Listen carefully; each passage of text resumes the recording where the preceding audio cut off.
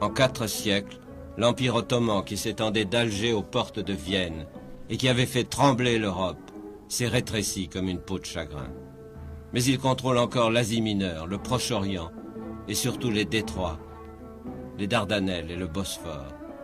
Les détroits, passage stratégique capital pour la France et pour l'Angleterre. C'est leur seul moyen de communiquer avec leur allié de l'Est, la Russie. Napoléon disait déjà « Qui tient Constantinople tient la clé du monde ». Pendant 4 siècles, les Turcs ont tenu cette clé. Mais leur empire est en pleine décadence, amolli par le luxe et la volupté, les intrigues du harem, la douceur de vivre des palais d'Istanbul. Les sultans ont abandonné le pouvoir au parti des jeunes Turcs qui souhaitent des réformes mais qui n'en ont pas les moyens, car l'État endetté jusqu'au cou est mis à l'encan par les grandes puissances.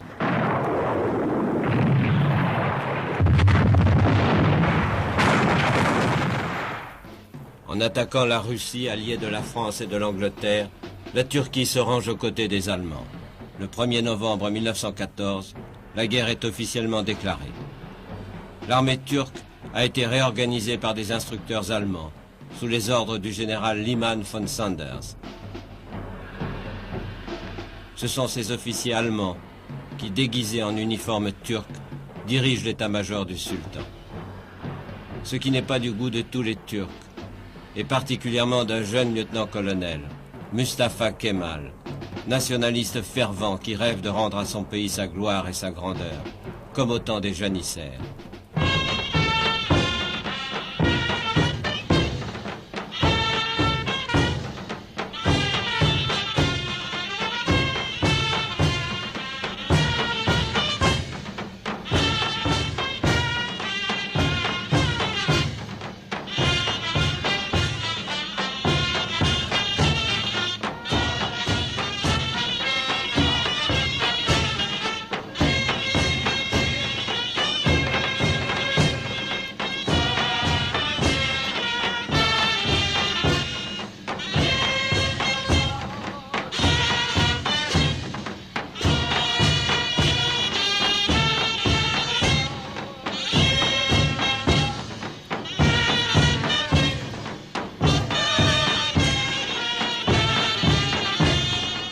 L'armée turque, une armée légendaire.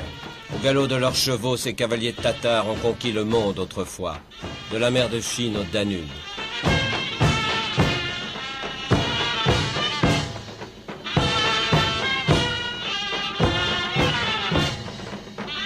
L'infanterie anatolienne est réputée comme une des meilleures du monde, pour son courage, sa résistance, son fatalisme. Abandonnée par le pouvoir, mal équipée, elle vient de subir de cuisants revers dans les Balkans. Maintenant, elle rêve de se battre et de prendre sa revanche.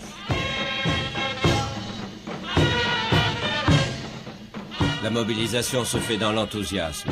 Selon la tradition, la guerre sainte est proclamée par le sultan, commandeur des croyants.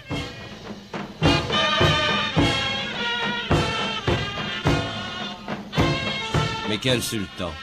Ce vieillard n'a ni la force, ni le courage de prendre la tête de ses armées.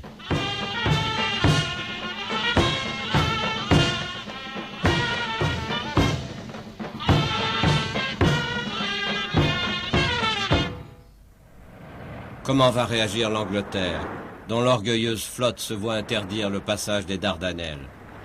Il faut revoir la stratégie impériale, réclame Churchill à Londres. La stratégie impériale était basée beaucoup sur la défense d'Égypte pour que les troupes des Indes pouvaient rentrer en Europe. Et c'était Churchill qui était le premier d'insister sur l'idée de ne pas continuellement tuer les Allemands. Chaque fois on essaie de tuer les Allemands sur le front de l'Ouest, nous perdons souvent plus. Alors il a proposé une attaque dans Schleswig-Holstein, une autre attaque en Dardanelles. Et cette demande était surtout provoquée par un appel de le grand-duc Nicolas qu'on fasse quelque chose pour réduire la pression sur ses forces dans les Caucases. Dans le Caucase, en effet, les troupes russes du grand-duc Nicolas ont dû reculer devant l'offensive turque. Déjà battu par les Allemands en Pologne, l'immense empire russe appelle au secours. Comment lui venir en aide? Quelque part sur le front de l'Ouest, M. Millerand et le général Kitchener, ministre de la guerre français et anglais, se réunissent pour en discuter avec leurs généraux, Joffre, le vainqueur de la Marne, et French, qui commande le corps expéditionnaire britannique. La France était une grande puissance mondiale. C'était la deuxième puissance coloniale du monde. C'est donc avec des troupes venues de leurs colonies d'outre-mer que la France et l'Angleterre vont constituer un corps expéditionnaire pour les Dardanelles. Du côté britannique, ils venaient de l'Australie, de la Nouvelle-Zélande, c'était les troupes dites Anzac, ils venaient également de l'armée des Indes, et ils ralliaient par la mer Rouge et le canal de Suez. Du côté français, les troupes venaient de l'Afrique noire, Afrique équatoriale française et Afrique occidentale, et également de l'Afrique du Nord. Mais c'est sur la marine que va reposer toute l'affaire. Non seulement la marine anglaise, mais aussi la française, que la Troisième République a maintenue dans la tradition de la royale. La mission est redoutable, forcer les détroits. Mais les marins français débordent de confiance.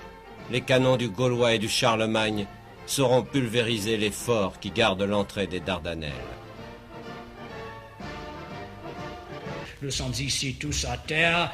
Nous prenons tous nos équipements. On attendait pour la grande attaque pour le demain, le 9. Mais Ian Hamilton dit le 9, c'est trop tard parce que Kemal Atatürk, il avait ses troupes à Buller. Il avait 20 000 hommes à Buller, 20 000 hommes à Élez, 20 000 hommes à Chenak. C'est une question de 2-3 jours pour concentrer ça pour l'attaque. Atatürk 8-9 Ağustos günü Anafartalar Grup Kumandanlığına tayin edilmiş ve Atatürk fut nommé commandant du groupe Anafarta. 7. Tümen. Ce fut avec les 12e, 7e, 4e et 8e divisions qu'il passa à la contre-offensive sur les côtes de la colline Jonk, l'endroit même où nous nous trouvons maintenant. Les combats furent sanglants et Atatürk reçut là une légère blessure provenant d'un éclat de shrapnel à cet endroit-là.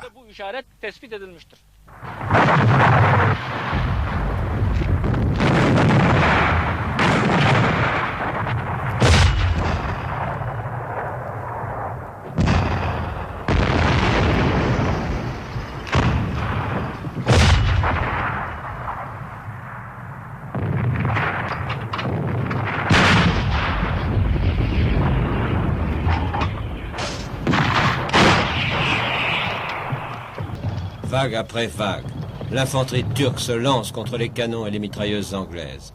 Au bout d'une semaine, l'offensive alliée est bloquée. Une fois de plus, c'est l'échec. Des deux côtés, les pertes sont effroyables. Oh, thousands, yes, many thousands. Des milliers, oui, plusieurs milliers. Dans ma propre compagnie, il y avait 42 hommes, et à la fin de la semaine, il n'y en avait plus que 8. Pas tous tués, mais évacués aussi.